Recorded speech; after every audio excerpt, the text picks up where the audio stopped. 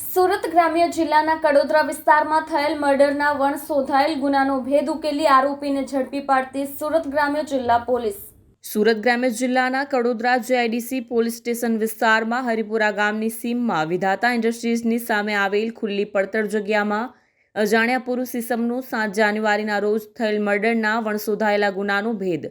ગણતરીના જ દિવસોમાં ઉકેલી મરણ જનારની ઓળખ કરી ગુનામાં સંડોવાયેલ આરોપીને સુરત ગ્રામ્ય જિલ્લા પોલીસે ઝડપી પાડ્યો હતો. CCTV ફૂટેજ ચેક કરી તેમજ પૂછપરછ કરી ચોક્કસ દિશામાં તપાસ હાથ ધરી, જેના આધારે ગુનાની કડીઓ જોડી ટેકનિકલ સોર્સ આધારે આરોપી નરેન્દ્ર ઉર્ફે ભુરિયોને કડોદરા શ્રીનિવાસ ખાતેથી ઝડપી પાડી તેના વિરુદ્ધ કાયદેસરની કાર્યવાહી કરવામાં આવી હતી. ગઈ તારીખ 7/1/25ના રોજ કડોદરા JIDC પોલીસ સ્ટેશન વિસ્તારના હરિપુરા ગામની સીમમાંથી એક અજાણ્યા પુરુષ વ્યક્તિની ગળાના ભાગે તીક્ષ્ણ હથિયાર તથા માથાના ભાગે પથ્થર મારી અને મૃત્યુ નિપજાવેલી હાલતમાં એક ડેડ બોડી મળી આવે, જે આધારે કડોદરા JIDC પોલીસ સ્ટેશન વિસ્તારમાં અનડિટેક ખૂનનો ગુનો દાખલ કરવામાં આવે.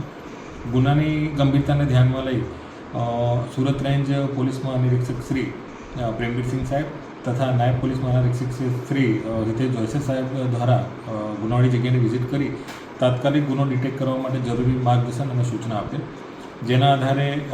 બારડોલી ડિવિઝનના નાયબ પોલીસ અધિકારી શ્રી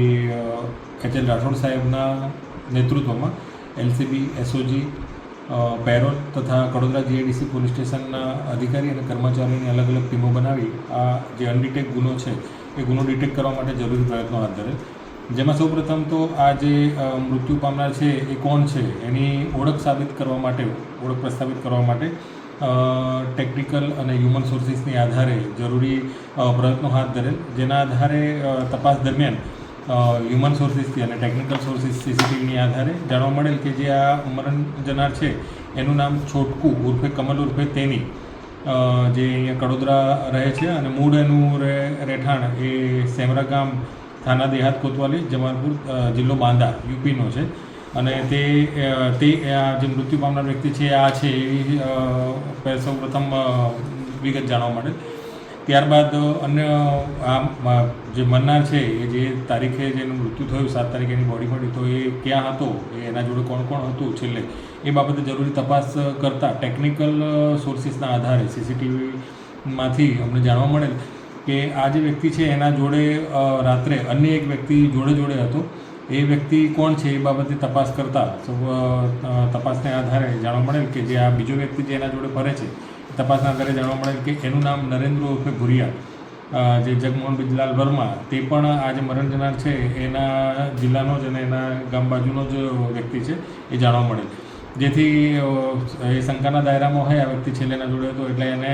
એની તપાસ કરીને ક્યાં રહે છે ત્યાં જઈને અને એને પૂછપરછ માટે તજવીજ હાથ ધરેલ. પૂછપરછ દરમિયાન જ્યારે મળી આવે ત્યારે એના જોડેથી જે મરણ જનાર છે એનો મોબાઈલ ફોન આ જે એના જોડે જે રાત્રે દેખાતો હતો છેલ્લે CCTVમાં એના જોડેથી મળી આવે, જેના આધારે વધારે ઊંડાણપૂર્વક સદરુ નરેન્દ્રની પૂછપરછ કરતાં એણે દરેક પૂછપરછને અંતે ગુનાનો ઇકરાર કરેલ અને જણાવેલ કે આ જે ખૂન છે એણે જ કર્યું છે. જે ખૂન કરવાનું કારણ એને પૂછતા એણે જણાવેલ કે એનો જે ભાઈ છે એ છેલ્લા લગભગ 1 વર્ષ પહેલાં ત્યાં UPમાં બાંદા જિલ્લામાંથી આ જે મરણ જનાર છે એની ભાંજી છે એને લઈને અને ભાગી ગયો હતો